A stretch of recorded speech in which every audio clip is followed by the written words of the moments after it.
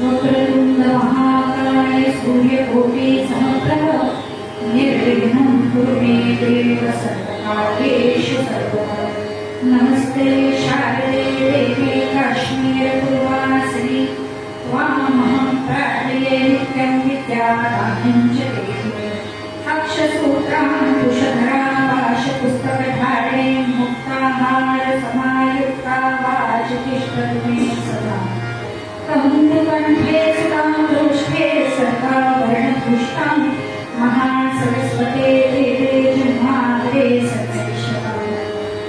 या श्रद्धा धारणा मेधा देवी विघ्नहरा भक्तजन्माद्रसदना क्षमा गुणदायिनी। नमामि रामीनाथलेखानं कृतकृतरां भवानीं भवसन्तापमेवापणसुमान्तु। जयांचा जगी जन्मनामार्थफला जयानि सदा वासनामार्थ केला। जयांच्या मुखी सर्वदा नामकीर्ती नमस्कार या ब्रह्मचैतन्यमूर्ती। पुंडरीकवरदा हरिहर श्री ज्ञानदेव तुकाराम सद्गुरु श्री समर्थरामदास स्वामी महाराज की जय। सद्गुरु श्री ब्रह्मचैतन्य स्वामी महाराज की जय। देवर्षी नारद महाराज की जय। जय जय रघुवीर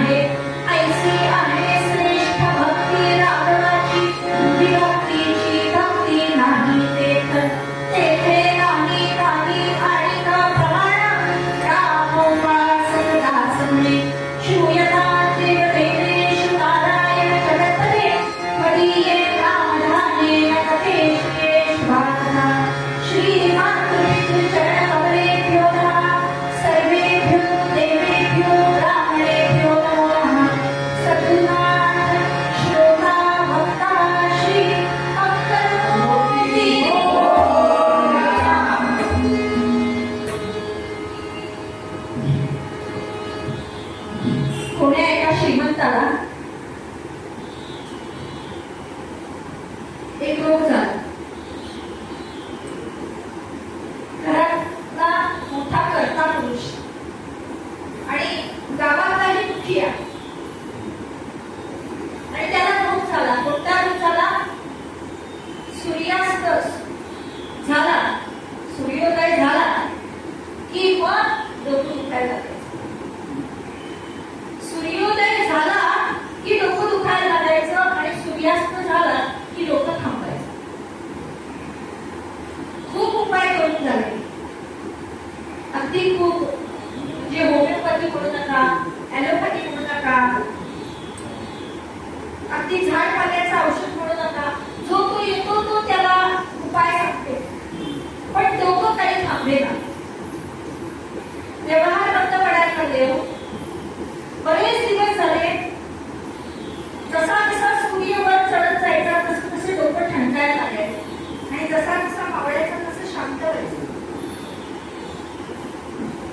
म्हणजे एखाद्या डायबिटीस झालेल्या व्यक्तीला कसं आपण सांगतो की नाही, हे औषध घेऊ बघ, ते औषध घेऊ बघ, ते औषध, तसं प्रत्येक जण त्याला एक एक एक औषध सुचवायला लागतं. हा घरचा सावकार, गावातलाही मोठा पुरुष, त्याने काय करावं? त्याने असा विचार केला की सूर्याचं दर्शनच नको, सूर्य दर्शनच नको घ्यायला. म्हणून वाडा होता मोठा. त्या वाड्यामध्ये एक छोटीशी खोली होती, की जिथे अंधारी खोली होती. त्या अंधाऱ्या खोलीमध्ये हा चौक बसला. अंधाऱ्या खोलीत गेल्यानंतर असं वाटायला लागलं घरच्या सगळ्या लोकांना आणि गावच्याही लोकांना की हा मोठा माणूस, यानेच जर सगळा व्यवहार बंद ठेवला तर चालायचं कसं उदरनिर्वाह. म्हणून सगळ्या कुटुंबाला, गावातल्या सगळ्या लोकांना काळजी लागत राहिली. आणि एक दिवस असा आला की त्या गावामध्ये एक गावठी वैद्य बाहेर आला, बाहेरच्या गावात. आणि त्याला ही बातमी कळली की या श्रीमंत सावकारांना हा रोग झालेला आहे. म्हणून तो गावठी वैद्य त्या घरी आला कुटुंबाकडे. त्यांच्या पत्नीला विचारलं, मी वैद्य आहे, डॉक्टर आहे, मला असं असं कळलं आहे श्रीमंतांना रोग झालेला आहे, तर मी बघतो काही औषध देऊन बघतो. घरातली मंडळी म्हणाली, सगळी औषधं करून झाली, तुम्ही काय देणार वेगळं औषध? नाही म्हणे, मी बघतो तरी प्रयत्न करून. कोणाच्या तरी औषधाने का होईना माणूस बरा होण्याची मतलब. म्हणून या वैद्याला या अंधारात खोलीमध्ये घेऊन गेले. श्रीमंत डोक्याला हात लावून बसले होते. वैद्याने हातामध्ये हात घेतला, नाडी तपासली आणि वैद्य म्हणाला 100 रुपये काढा. आहे की नाही डॉक्टर? आता तोच रेट चालू आहे. ते बगड्याचे 100 रुपये. हो म्हणाला, हरकत नाही. ते म्हणे, नाही 100 रुपये माझ्यासाठी नाही, मी औषध घेतो. बरोबर. हा बाहेर गेला.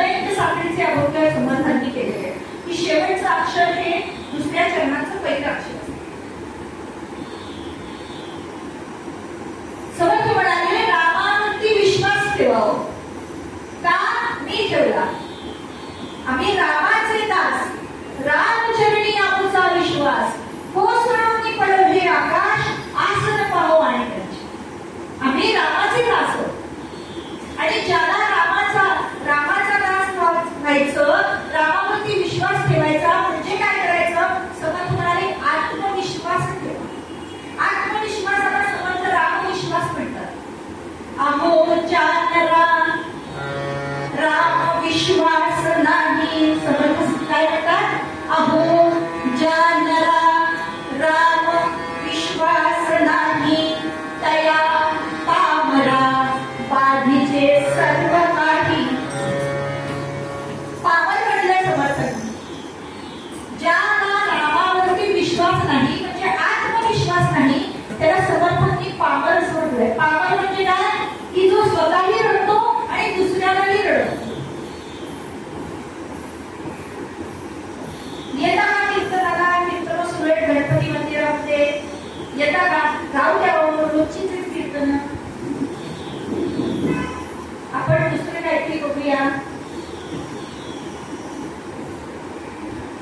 पामर तो स्वतःही जात नाही आणि दुसऱ्यालाही जाऊ दे. मग अशांना समर्थ अगदी पामर हा शब्द वापरतात. समर्थ म्हणाले मी रामावरती विश्वास ठेवला, निदान माझ्यावर विश्वास ठेवून तरी रामावर विश्वास ठेवा, समर्थांवरती विश्वास ठेवा. कारण समर्थ म्हणाले असा तुम्ही रामाचा दास झालास आणि जीवनात जुगायला गेलास असं कधीच नाही होणार. असं कधीही शक्य नाही. समर्थांचं वर्णन केलेलं आहे वामन पंडितांनी. अतिशय सुंदर वर्णन आहे समर्थांचं. समर्थांचं कसं आहे? समर्थ कसे? जो अग्रगण्य असुनी अकिंचनात, मोठी समर्थ पदवी निर्विजनात, स्वामी असोनिया म्हणवीत दास, तो रामदास नमिला गुरु रामदास. जो अग्रगण्य असुनी अकिंचनात. अकिंचनात म्हणजे त्याच्याजवळ लौकिक धन काहीच नाही. समर्थ म्हणाले वास्तविक पाहता माझ्याकडे लौकिक धन काही नाही, एकच धन आहे. पायाची मैंने राम रतन धन पाय. माझ्याकडे फक्त राम धन आहे आणि तेच धन मी तुम्हाला सांगतो. जो अग्रगण्य असुनी अकिंचनात, सगळ्यात सगळी संपत्ती आहे पण कशी आहे? प्रत्येक ठिकाणी समर्थांनी मारुतीचं मंदिर बांधलं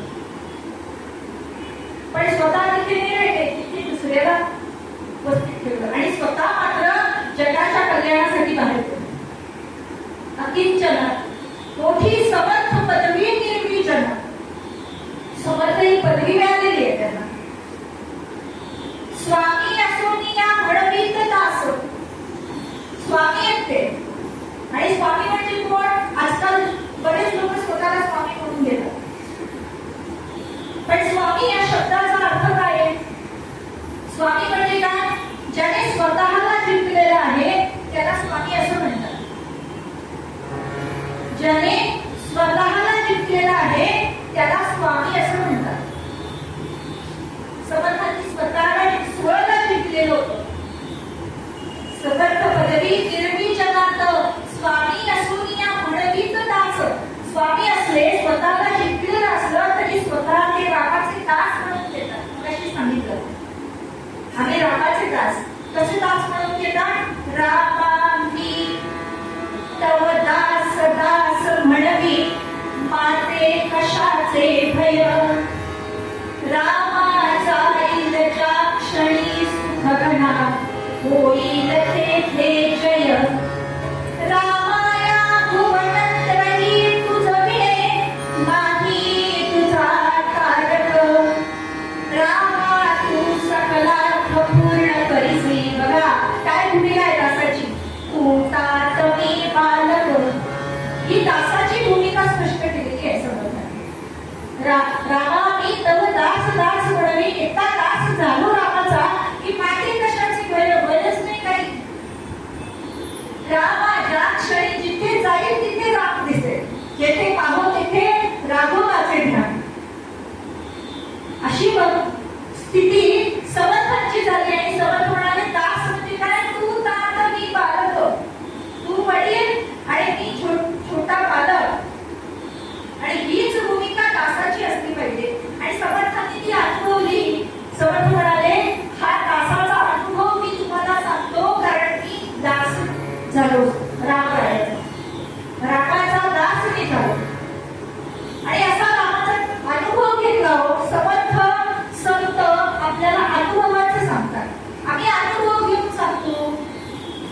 श्रीखंड पानामध्ये ठेवलेला असतो की नाही वाढायला,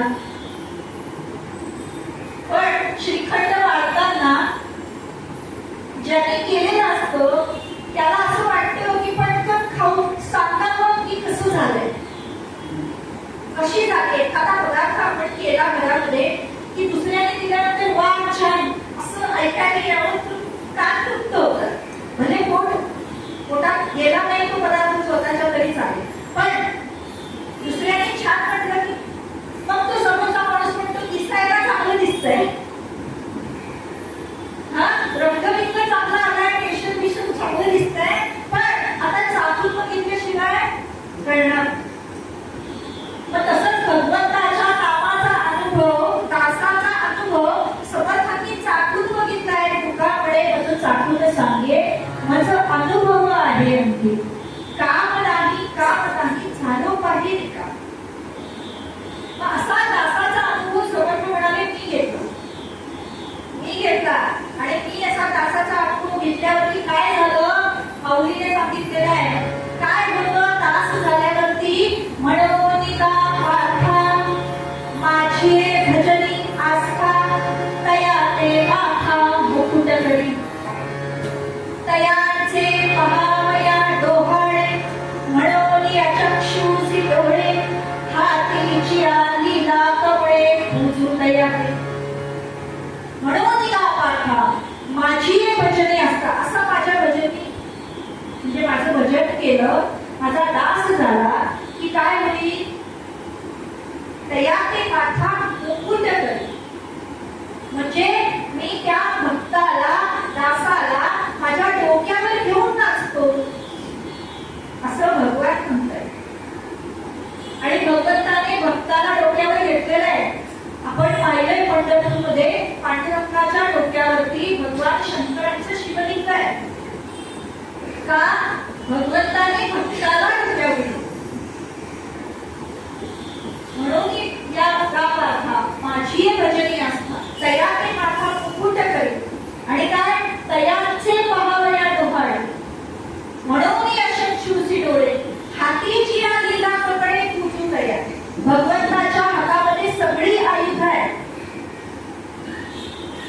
ती आयुध असली तरी एका हातामध्ये कमलपुष्प आहे की नाही, ते कमलपुष्प भगवंताने का धारण केले, शोभा होत नाही. तर असा कोणी भक्त मला भेटला की मला ते फूल त्याच्या डोक्यावर ठेवावं. भगवान म्हणतात मला त्याला आलिंगन द्यावंसं वाटतं दासाला. असं दास व्हावं म्हणाले.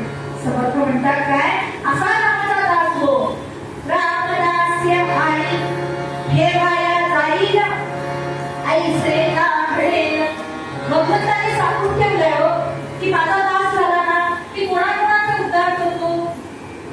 12व्या अध्यायात सांगितलं की नाही, अपिचे सुदुराचारो भजते मा अनन्य भाव साधुरेक समंतव्य सम्यक व्यवसितो. अपिचे सुदुराचार, एकदा सुदुराचार म्हणजे पाप्यातला पापी जरी असला तरी सुद्धा मी त्याला उद्धरून देतो. बरं एकदा सांगून थांबले नाही. भगवंताने दुसऱ्या पण अध्यायात सांगितलं तेषां समुद्धार्था मृत्यू संसार सागरा भवानी नचिराम पार्थमियावेशित चेतस. सम्यक उद्धरता जसा असेल तसा मी त्याला उद्धरून देतो. मग जसा असेल तसा भगवंत आपल्याला उद्धरून देतो. तो भगवंत वाढ बघतोय की मनात.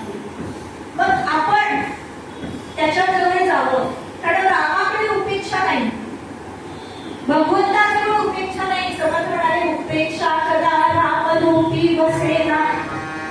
भगवंताकडे उपेक्षा नाही. जीवा मानवा निश्चयो होमसेना. आपला निश्चय पक्का नाही, आपला निश्चय पक्का नाही म्हणून. पण रामाकडे उपेक्षा नाही, राम वाटच बघतोय. कसा बद्ध पद्मासन असतं, नुसतं पद्मासन करून नाही, बद्ध हाके सरशी उडी लगेच तुम्ही हाक मारा हो भगवंताला. ब्रह्मचिंतन महाराज म्हणतात तुम्ही 2 पावलं चाला, तो 20 पावलं चालत. पण आपण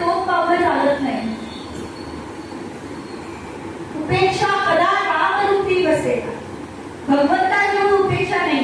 मग कोणे काळे रामदासा उपेक्षिला, राम उपासना ऐसी आहे. पुणे काळी रामदासा उपेक्षिला, रामाची उपासना करून त्याच्याकडे उपेक्षा नाहीच मिळते. पण तू त्याची उपासना केली तर तो जवळ येणारच आहे तुझ्या. तो वाटच बघतोय तुझी, कटेवर हात ठेवून, कमरेवर हात ठेवून वाट बघतोय. योगी 28 मिनिटेवर येऊ. मग कशी उपासना करायची? भगवंताची उपासनेचा आश्रय उपासना नाही तो निराश्रय. उदंड केली आश्रय पावितो. उपासना कर, आसन त्याच्या जवळ जाऊन बसावं, संतांच्या जवळ जावं आणि त्यांच्या जवळ बसावं. वासुदेवानंद सरस्वती टेंबे स्वामी महाराज म्हणतात की सदा संतांपाशी जावे, त्यांच्या जवळी बैसावे. उपदेश ते न करीती, परी ऐकाव्या त्या गोष्टी, तेची उपदेश होती, तेने कष्ट नष्ट होती. वासुदेव म्हणे संत, संगे करीती पसंत. त्यांच्या जवळ जाऊन बसावं, नुसतं भगवंताच्या जवळ जाऊन बसावं. त्याला आवडतं. आपण थोडा वेळ भगवंताचं रस्त्यावरनं जाता येता दर्शन घेतो फक्त, पण त्याच्या जवळ येऊन बोलावं, त्याच्याशी बोलावं. त्याला वाटतं, महाराज म्हणाले गोंदवलेला महाराज, गोंदवल्याला येऊन माझ्या कामाशी बोला, माझ्या कामाला सगळं काय ते सांगा, माझ्या रामात तुम्हाला सगळं व्यवस्थित करून दे. मग रामापाशी अनन्य वागावे. त्याला माझ्या रामाला सखा माना. पण तुम्ही सखा मानला तरी तुम्ही कसं म्हणायचंय? माझा राम सखा, मी रामाचा दास नित्य बोलावे. हाची सुबोधचा रामापाशी अनन्य वागावे. माझा राम सखा, पण मी रामाचा दास नित्य बोलावे. नित्य बोलावे का? कारण दास या शब्दाला उलट केलं की सदा येतं. म्हणून सदा दास होण्यासाठी म्हणून प्रयत्न करावा, उपासना करावी. उपासना म्हणजे नक्की काय करावं? 4 टप्पे आहेत उपासनेचे. उपासनेचे 4 टप्पे आहेत. एक म्हणजे प्रयत्न. मगाशी सांगितलं त्याप्रमाणे 2 पावलं आपण चालायचंय. प्रयत्न करावा लागतो. 10वी पास व्हायचा असेल तर पेपर लिहिण्याचा आणि अभ्यास करण्याचा तरी प्रयत्न करावा लागतो ना. नुसतंच गणपती समोर येऊन नारळ घेऊन 10वी पास होऊ दे असं नाही होत.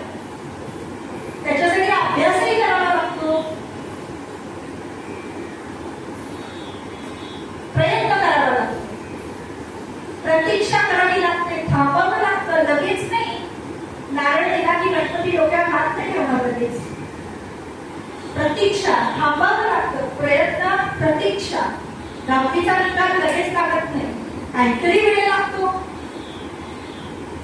प्रार्थना करावी लागते. हो, मी लहान आहे आणि तू मोठा आहेस, ही प्रार्थना करावी लागते.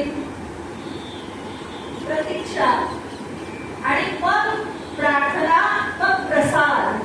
म्हणजे प्रयत्न, प्रतीक्षा, प्रार्थना आणि मग प्रसाद मिळतो. मग प्रसाद कसा मिळतो? प्रसादे सर्व दुःखाना हाती रस्योप्य जाय. असा प्रसाद मिळाला की मग काय होतं? तिलाही वाटतंय कीर्तन ऐकावं असं, मग येऊन बसले. हरकत नाही, जाऊ दे. म्हणून ऐसी रामाची उपासना, ऐसी आहे श्रेष्ठ भक्ती राघवाची. विभक्तीची भक्ती नाही ते. अशी रामाची उपासना केली की मग भक्ती करावी. भक्ती आपोआप. आपण असं म्हणत नाही हो की मी आता भक्ती करायला बसलो, असं नाही. 7 दिवस आहेत माझ्याकडे, त्यामुळे सगळे विषय असे थोडे थोडे उलगडून सांगायला लागतील. पण पहिला पुढे पुढे उड्या मारत जाऊया. ऐसी आहे श्रेष्ठ भक्ती राघवाची. भक्ती कशी करावी, भक्त कसा असतो, समर्थ म्हणाले भक्ताची व्याख्या एकच आहे, देवापासून जो विभक्त त्याची म्हणू नाहीये भक्त. जो देवाला आपल्याशिवाय वेगळा मानतो त्याला भक्त म्हणू नये. मग भक्ती कशी करावी, समर्थांनी केली तशी भक्ती करावी.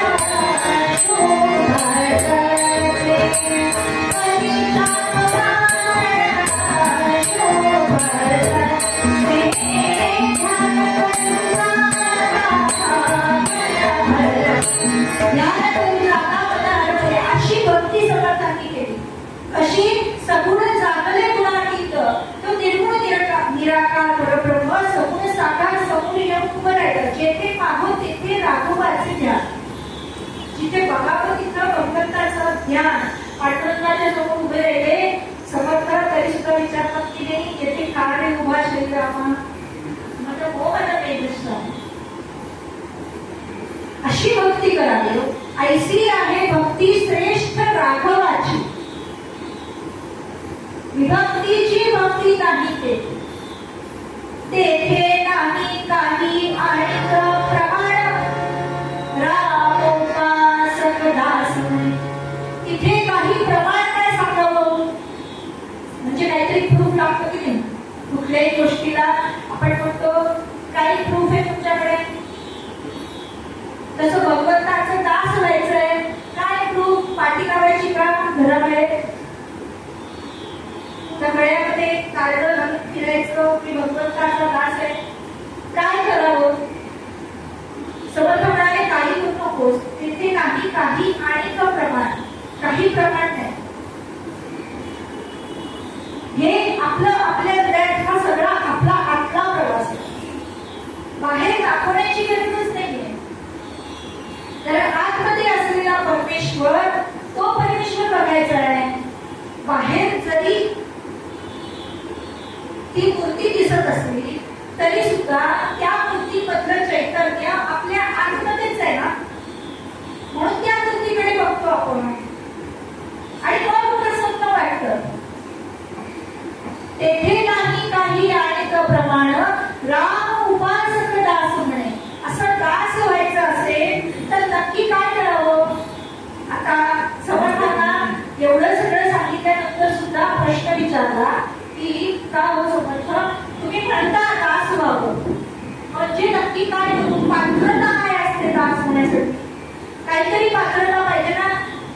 12वीची परीक्षा IITच्या प्रवेश द्यायचा असेल तर कुठली तरी पहिली परीक्षा एंट्रन्स एक्झाम द्यावी लागते की नाही. तसं भगवंताचं दास व्हायचंय, साधं सुद्धा नाही. भगवंताचं दास व्हायचं असेल तर काय करावं. समर्थ म्हणाले काय सांगतो, पहिली कसं असतं पात्रता येण्यासाठी पहिला काम काय करावा तर भगवंताचं नाम घ्यावं. मनाच्या श्लोकामध्ये 57 पासून सगळे श्लोक आहेत. आपल्याला जमेल तसे आपण घेत जाऊया. पण 47 श्लोकापासून समर्थांनी सांगितलंय दास कसं व्हायचं. जगी धन्य तो दास सर्वोत्तमाचा. तर दास कसं व्हायचं त्याच्यासाठी समर्थांनी 46व्या श्लोकामध्ये सांगितलं, पात्रता दासाची पहिली सुरुवात एंट्रन्स एक्झाम म्हणू आपण, ती कशी? मला रे घडी राघवे वीण घेणी, जनी आपुली ते वाहन केली, रघुनायका वीण तो क्षीण आहे, जनी दक्ष को लक्ष होऊन पाहे, मला रे घडी राघवे वीण घे. हे मनाला समजावून सांगितलंय समर्थांनी कशाला? सगळं संतांनी सांगितलंय हो. कारण मनाला उलट केलं की नाम येणार आहे. जसं दासाला सदाला उलट केलं की नाम दास होतं, तसं मनाला उलट केलं की नाम येतं. म्हणून सदा नाम घेण्यासाठी म्हणून आणि सदा म्हणजे भगवंताचं दास होण्यासाठी म्हणून मला त्याला समजून सांगितलं, मनाला समजून सांगितलं. कारण कोण लगेच तयार होत नाही, लगेच तयार होत नाही. जाऊ बघू असं म्हणतात. पण संत कसं म्हणत नाही. संत बघू असेल, असावं, असलं पाहिजे वगैरे संत म्हणत नाही. आहेच ठामपणे सांगतात. का? त्यांनी तो अनुभव घेतला, नामाचा अनुभव त्यांनी घेतला म्हणून ते सांगतात. आपल्याला साडी चांगल्या दुकानात कुठे मिळते? एखादी साडी चांगल्या दुकानात कुठे मिळते? आता बाईचं साडीचं उदाहरण घ्या, पण सांगते. कुठल्याही एखादी वस्तू एखाद्या दुकानामध्ये खूप चांगली आहे असं म्हटल्यावरती शेजारचा माणूस येऊन सांगतो, अरे या दुकानामध्ये ही गोष्ट चांगली आहे बरं का. तर शेजारचा माणूस त्याचा अनुभव त्यांना सांगतो की मला मिळालेली ही वस्तू, बरं, मला मिळालेली ही वस्तू अतिशय चांगली आहे. पण ही चांगली असलेली वस्तू तू वापरून बघितलीस, पण आपण वापरून नाही बघत, तो शेजारचा कसा वापरतोय ते बघतो. त्याची ती 4 दिवस चांगली टिकली वस्तू किंवा आपण त्या दुकानामध्ये जातो आणि मग तिथून ती वस्तू आपण विकत घेतो. पण त्या विकत घेणाऱ्याला पण काय सांगतो? 4 दिवस वापरून बघतो, नाही आवडली तर परत करतो. पूर्वीच्या काळी परत करण्याची पद्धत होती, पण आता परत नाही, रिप्लेसमेंट. आता त्याच किमतीमध्ये वेगळी वस्तू घेऊन जा. त्यामुळे आपण घेतलेली वस्तू आपल्याला परत देण्याची गरजच नाही, ती वापरावीच लागते. त्यामुळे भगवंताचं नाम अनुसंधान हे संतांनी घेतलं, समर्थांनी घेतला, तो अनुभव घेतला, तो अनुभव चाकून बघितला. गुण ठेवलाय की नाही समोर? गुण, हा गुण गोड आहे, याचा रंग असा आहे. ते कितीही सांगितलं तरी तो चाकून बघितल्याशिवाय गोड म्हणजे काय हे कळत नाही. त्याप्रमाणे भगवंताचं नाव एकदा घेऊन बघितल्याशिवाय मनाला समजावून सांगावं लागतं की घेऊन बघ.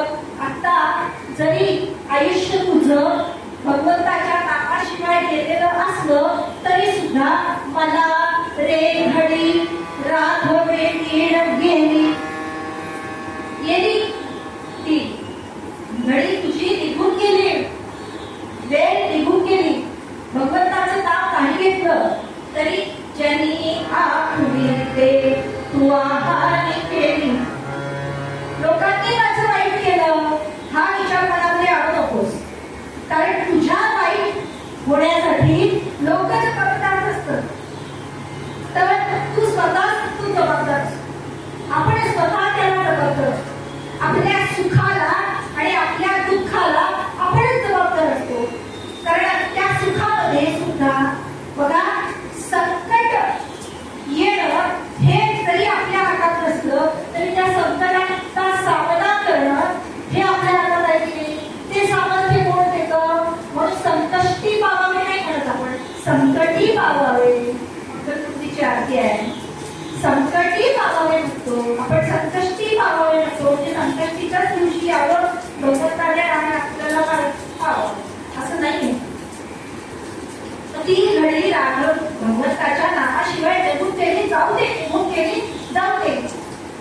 वाहू दे, राहिले सांभाळा, आता तरी आठवा विठोबास. मनाने घडी राघवी केली, जनी आपली पेटवा हानिके. रघुनायका वीण तो शीळ आहे. हे बघ, आतापर्यंत जे आयुष्य गेलं जाऊ दे, पण गेलेलं आयुष्य त्याचा विचार करण्यापेक्षा आता काय आहे त्याचा विचार कर. रघुनायका वीण तो शीळ आहे. प्रत्येक क्षण भगवंताच्या नामासाठीच आहे असा विचार कर, कारण त्याच्याशिवाय दुसरं काही नाहीये जगात. भगवंताच्या नामाशिवाय सगळं क्षीण आहे, क्षीण आहे. रघुनायका वीण तो क्षीण आहे, पण कसा क्षीण जगात वागताना समर्थांनी सांगितलं बरं का, लक्ष द्या. समर्थ काय म्हणाले, जगात वागताना कसा वागशील, राहतात घेऊन बसून डोळे देऊन बसलास आणि समोर एखादी गाडी आली तर काय होईल, तसं बोलू नकोस. जनी दक्ष तो लक्ष हो निपात. जगात वागताना चांगलं वाग, सगळ्याशी नीट वाग. टेक्निकली नीट नाही, चांगलं वाग. रघुनायका वीण तो क्षीण आहे, पण जनी दक्ष, जगामध्ये दक्ष राहून लक्ष मात्र भगवंताकडे. लक्ष तिथे दिलं असतात की मग दक्ष राहशील. आणि असं समर्थांचं बोलणं आहे. ते समर्थ म्हणाले, असा जो वागतो तो जीवनात वाया जात नाही कधी. असं होत नाही हो, भगवंताचं नाम घेत राहिला आणि काहीतरी चूक झाली नाही होत. झाली तरी ती चूक भगवंत बरोबर त्याच्याकडनं नीट करतो. असा भगवंताचा दास होण्यासाठी आणि असा दास झालेली ही एक शबरीची कथा आपण ऐकूया. समर्थ म्हणाले, कृपा अहंकार दे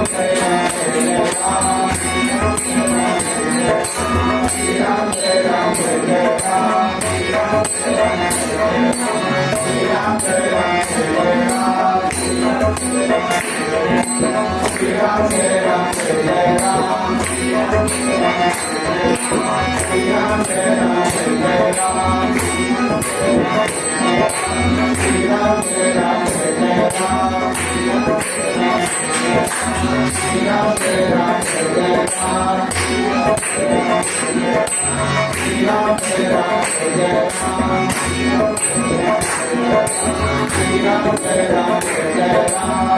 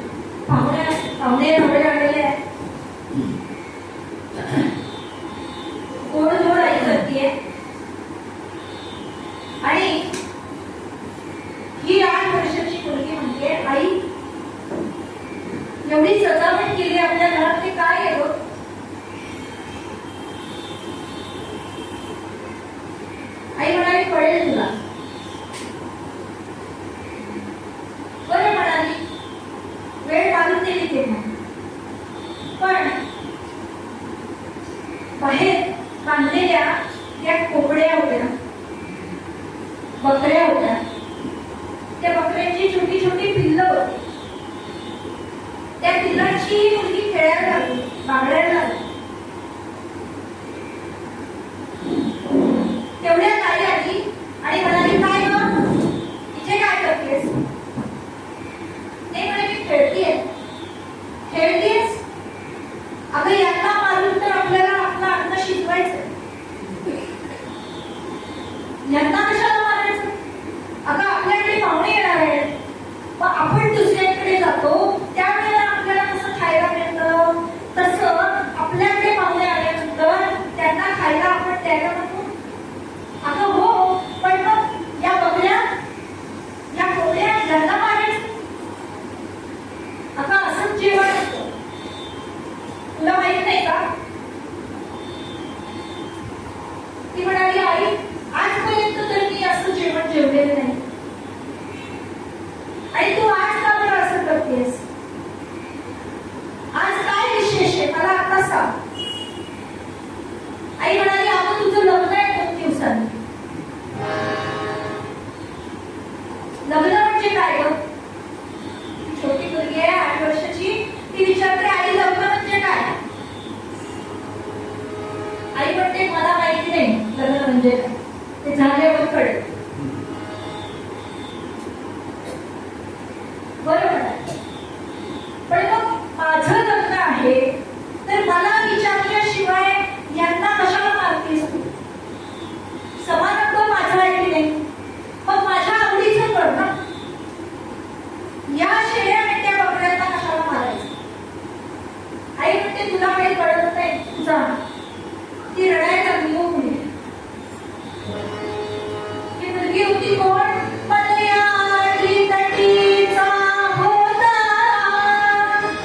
मल्याळी तटीचा होता, एक फुलिंदा खेळतो शबर. मल्याळी तटीच्या ठिकाणी शबर जो होता, त्याची ही भिल्लाची मुलगी ही शबरी. आणि कशी होती ती? मुळातच स्वरूप कसं होतं? कन्या द्यायची शबरी नावे, कन्या द्यायची शबरी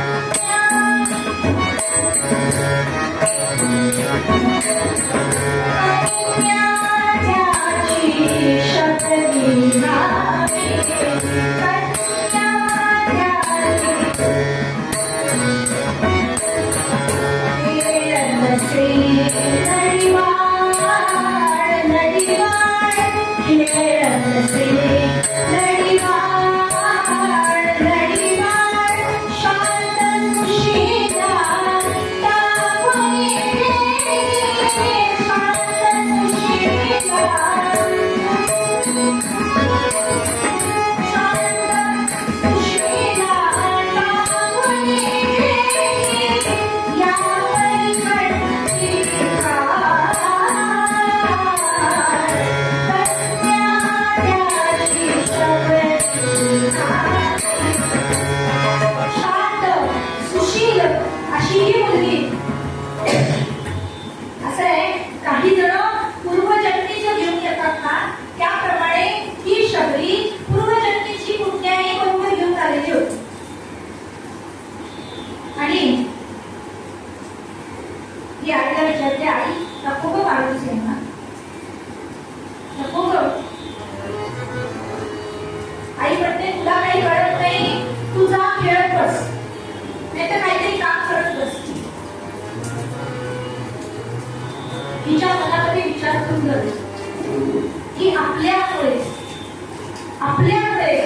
म्हणजे लग्न काय माहिती नाही, काही नाही, तरी सुद्धा समारंभ आपला आहे ना, आपल्याकडे याचा भाग होणार आहे, यांना मानलं जाणार आहे, याची मनामध्ये सवय.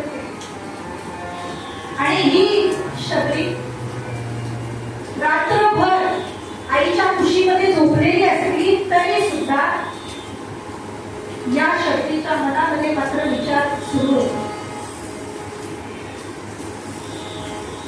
ती म्हणाली, काय करावं म्हणजे आपण त्यांचा जीव वाचवू.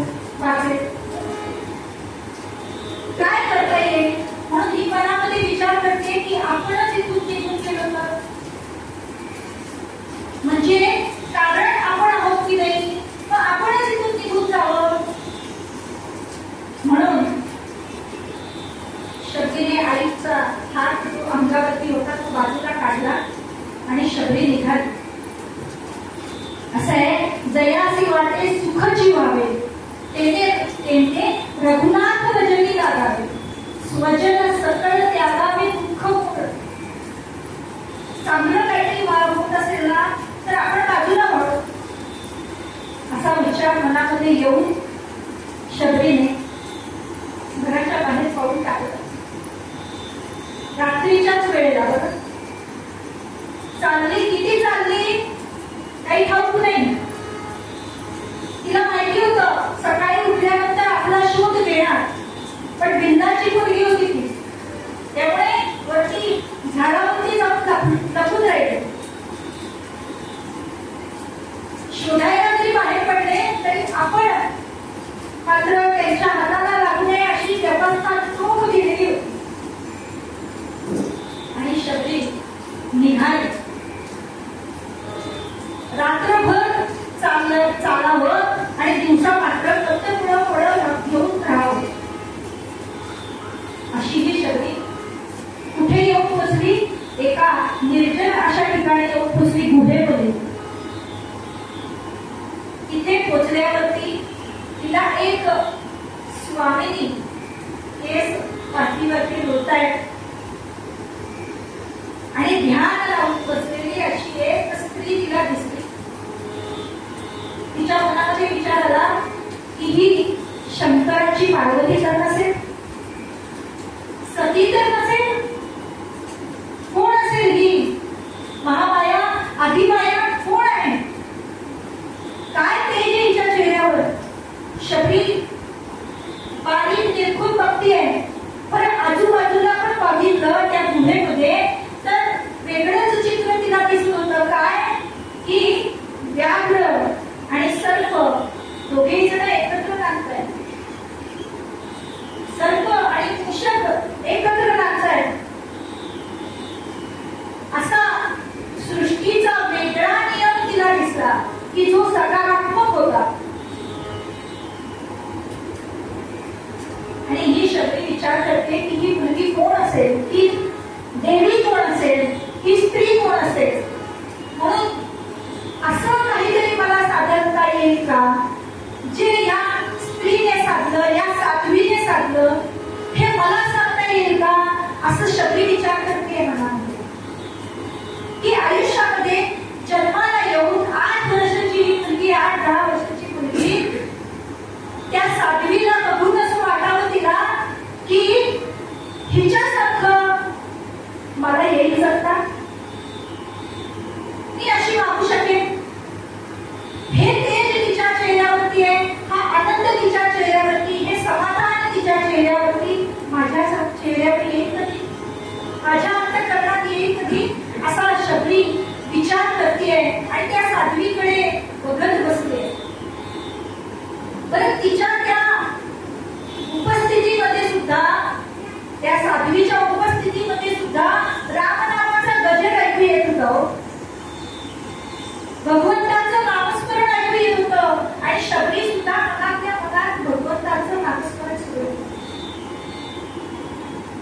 तिच्याकडे एक टक लावून बसली आणि शबरी विचारते की हिचं ध्यान उतरलं, समाधी उतरली की हिला विचारूया आपण की बाई, हे तू जे काय साधलंयस ते मला सांगता येईल का. शबरी ध्यानस्थ बसले तिच्या समोर आणि थोडा वेळानंतर त्या साध्वीने डोळे उघडले. शबरीने तिच्याकडे बघितलं, साष्टांग दंडवत घातलं आणि शबरी विचारते, पडे प्रेम से बोलत शबरी, पडे प्रेम से बोलत शबरी, पडे प्रेम से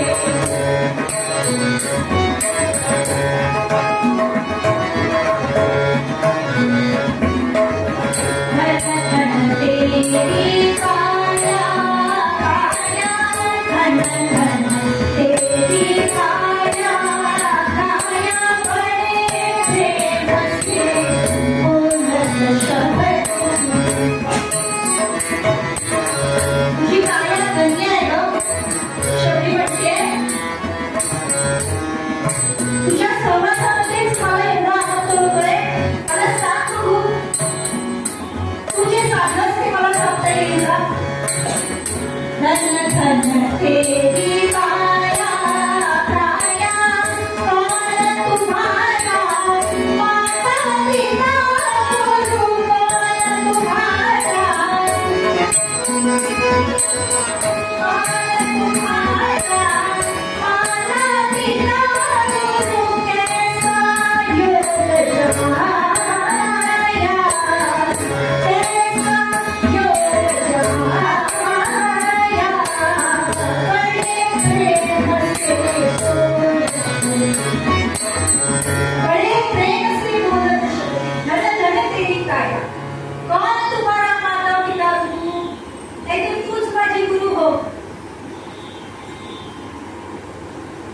तू मला सांग ती साध्वी म्हणाली की इथेच जवळ पंपा सरोवर आहे तिथे पतंग नावाचे ऋषी राहतात तिथे जा ते तुझे गुरु होतील माझी काही पात्रता नाही गुरु होणे किती चांगल्या उद्देशाने सांगावं ते तर आपल्याकडे येणारा माणूस हो की हो तुझा गुरुचा बाण घंटा लगेच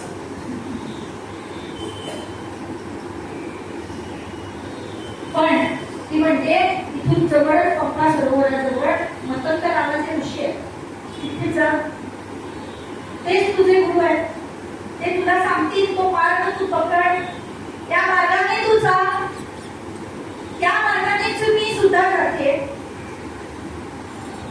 शबरी म्हणाली हरकत नाही गेली तिथे बघितलं तर मतंग ऋषी आश्रमामध्ये आपल्या सगळ्या शिष्टांना घेऊन बसलेले होते काही पाठ शिकवत होते शबरी बाहेर उभी राहिली सलोकता त्या लोकांमध्ये गेली त्यांच्या जवळ गेली आणि विचार करते की इथे तर सगळे शिकलेली ब्रह्मज्ञान असलेली मंडळी आहे आणि मला तर काहीच येत नाही काय करावं आतमध्ये गेलो आपण आपलं हसं झालं तर आपल्याला काही हसलं तर म्हणून शबरी विचार करायला लागली की आपण बाहेरच थांबूया आजचा दिवस आपण बाहेर थांबू पण आश्रमाच्या बाहेर झाडावरती बसून राहील लक्ष मात्र ज्यांनी लक्ष तो लक्ष होती बाहेर त्याप्रमाणे लक्ष मात्र त्या आश्रमाकडे मतंग ऋषींकडे होतं काय ते कसे वागतात बाकीचे शिष्यगण कसे वागतात आश्रमामध्ये काय नक्की सुरू आहे याचा सगळा बारकाईने विचार ती करू लागली पाहू लागली सगळं निरीक्षण करू लागली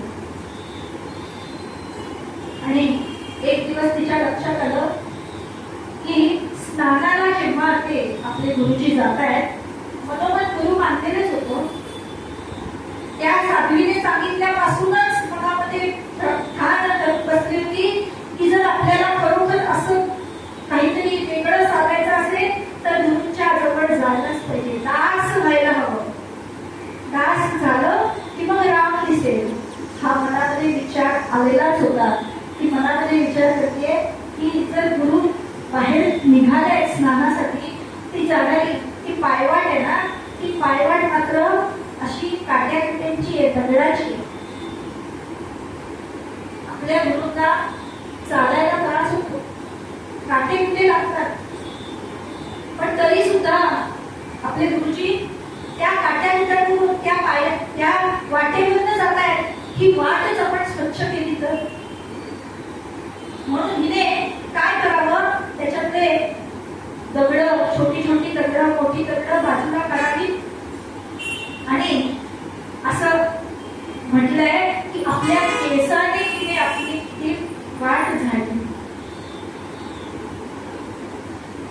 आणि ती वाट स्वच्छ करून दिली गुरुजी विचार करायला लागले की गेले बरेच दिवस झाले तर गुरुजी विचार करताय की गेले बरेच दिवस झाले मी या वाटेने जातो ती वाट अचानक स्वच्छ कशी झाली आमच्या शिष्याने तर केली नसेल म्हणून शिष्यांना विचारलं शिष्य एकमेकांकडे बघायला लागले कारण कोणीच शिष्यांपैकी तर कोणीच केलेली नव्हती त्यामुळे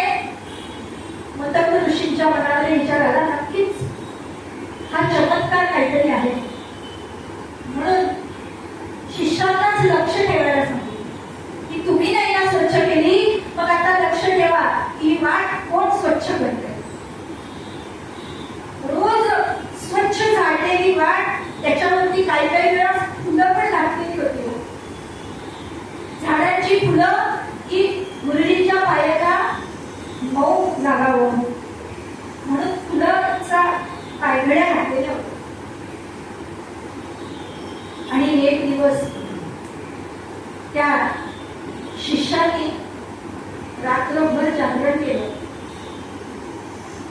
आणि या शबरीकडे लक्ष ठेवले की शबरी रोज पहाटे पंचमुष्टकाली गुरुजी उठतील त्याच्या अगोदर उठायचं आणि ती वाट स्वच्छ करायची, तिथे फुलं टाकायची.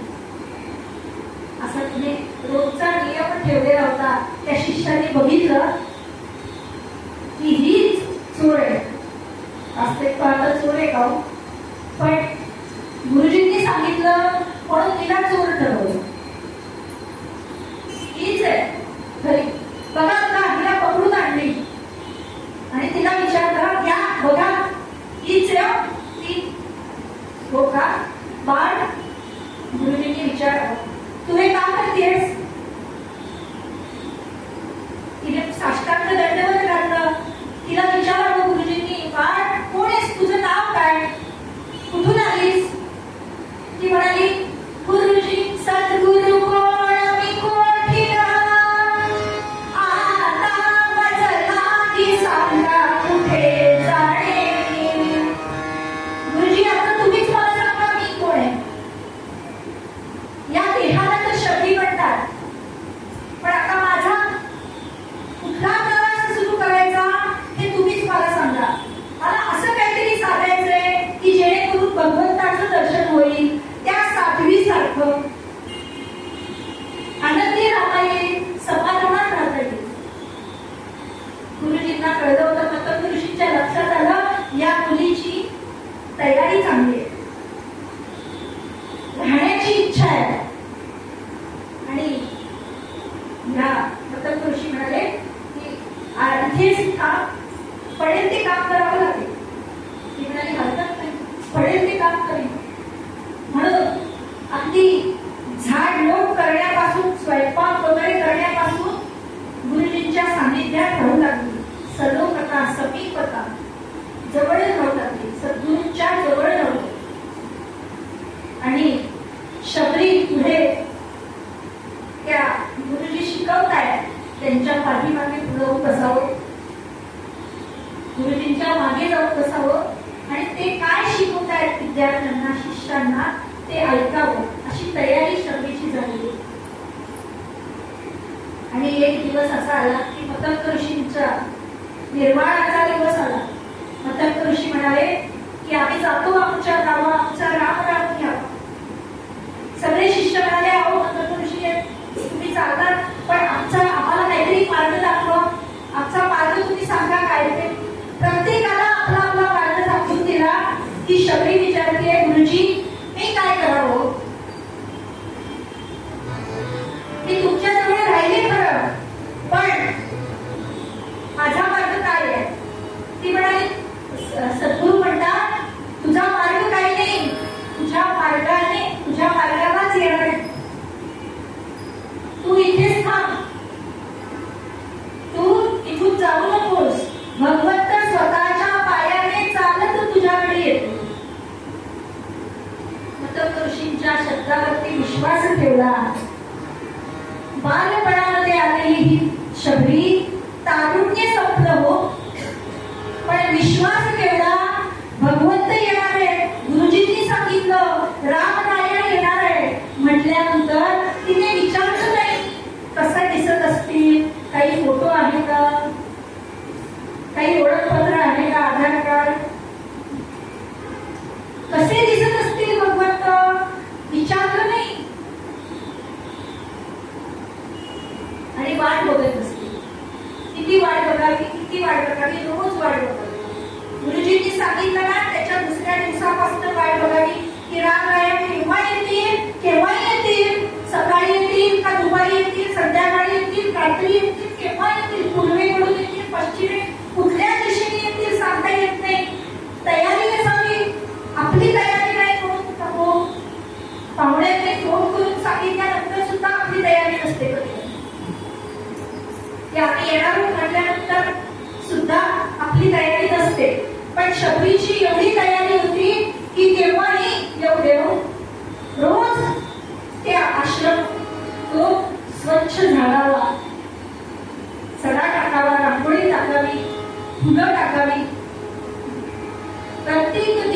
फुलं फुलं टाकतात. आणि प्रत्येक दिशेच्या फुलांना त्या झाडांना सांगावं, लतांनो सांगू का तुम्हा उद्या श्रीराम येणार, मनाला सर्व द्या आता आता आनंद होणार, असं ती सांगायची. रोज त्या लतांना सांगायची, रोज त्या वेलींना सांगायची, रोज त्या गाई गुरांना सांगायची. आणि रोज वाट बघावी. किती वाट बघितली, तारुण्य संपलं हो, वार्धक्य आलं, वार्धक्य आलं. आणि तरी तिची वाट बघणं संपलं नाहीये. बरं, तरी वाट बघणं संपलं नाहीये. आपण आपल्या जवळच्या लोकांची सुद्धा वाट बघत नाही एवढी. रामाची तर फार लांबची गोष्ट आहे. भगवंताची एक माळ जप केली तरी सुद्धा आम्हाला केवढा अभिमान असतो की आम्ही एक माळ जप करतो रोज. हा अभिमान. पण त्या शबरीला तो अभिमानच नव्हता. ती म्हणाली, माझ्या गुरूंनी सांगितलंय ना, म्हणजे राम नक्की येणार, नक्की येणार. आणि रोज बोरं काढायची, ती चाकून बघावी, गोड आहे ती ठेवून द्यावी, कडू आहे ती टाकून द्यावी. माझ्या रामाला काहीतरी नैवेद्य दाखवायला हवं. भुकेलेला असेल तो, म्हणून त्याला काहीतरी खायला द्यावं. अशा शबरीने वाट बघावी. आणि एक दिवस खरोखरच सीतेच्या शोधात म्हणून राम आणि लक्ष्मण बाहेर पडले. आणि त्या वनवासामध्ये रामांनी वाट वाकडी केली हो थोडीशी. कोणाच्याही आश्रमात न जाणारे भगवंत आज शबरीच्या आश्रमामध्ये वाट पडले. प्रत्येकाला सांगितलं होतं ऋषीमुनींना, आम्ही येणार नक्की तुमच्याकडे आश्रमामध्ये. पण केव्हा सीतेला घेऊन आल्या. पण या शबरीसाठी मात्र रामांनी आपली वाट वाकडी केली. लक्ष्मण विचारतो, रामा इकडे कुठे चाललो आपण, चल म्हणा. आणि आले हो प्रभू रामचंद्र आले. कसे आले ही विचार करतेय. रामा तू कधी येशील माझ्याकडे, ही आपली मनामध्ये प्रार्थना करतेय.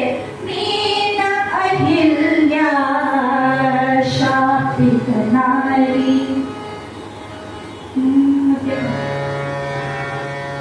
रामा रघुनंदना, रामा रघुनंदना,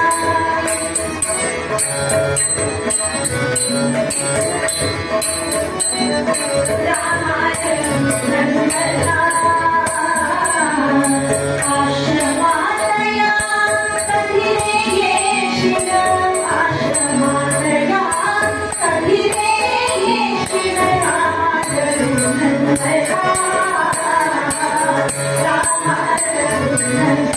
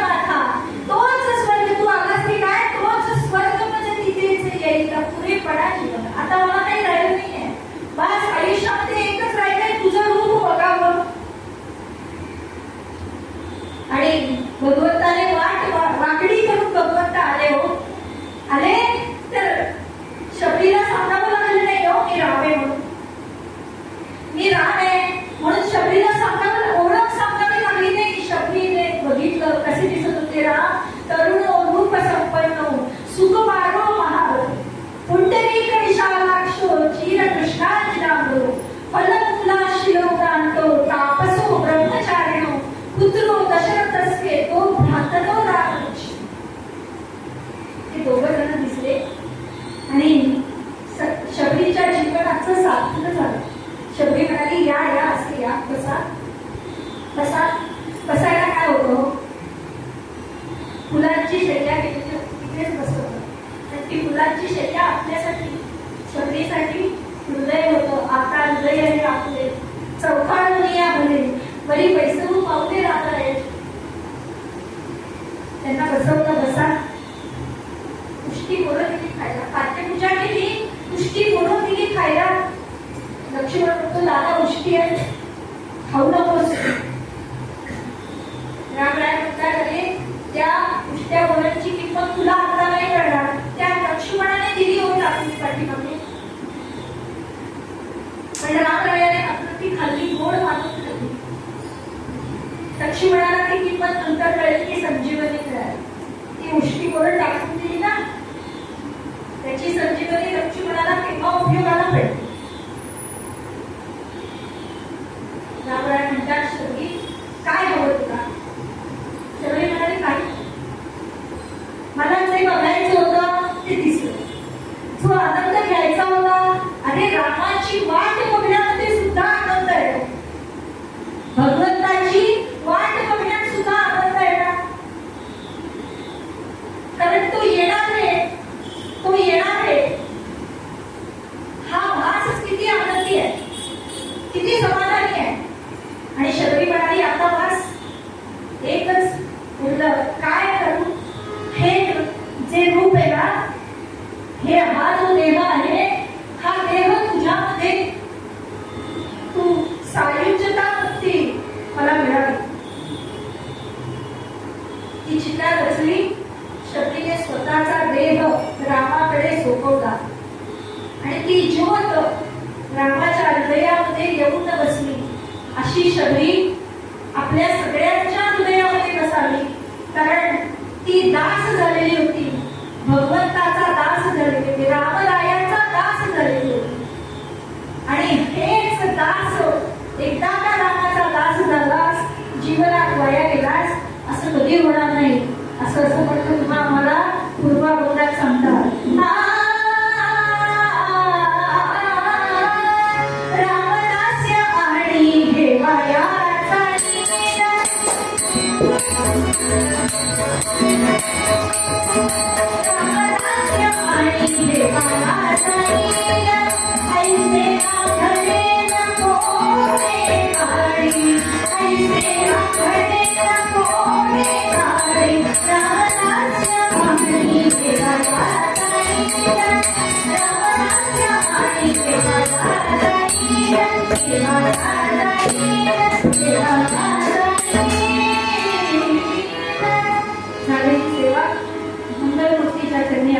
एक श्लोक सांगते तेवढा आपण म्हणूया.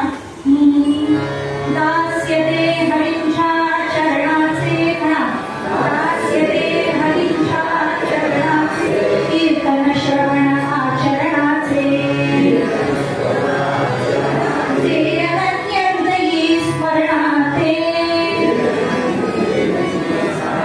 हे न देसी तरी मरणाचे. भगवान गोपाल कृष्ण महाराज की हे चिदानंद देवा.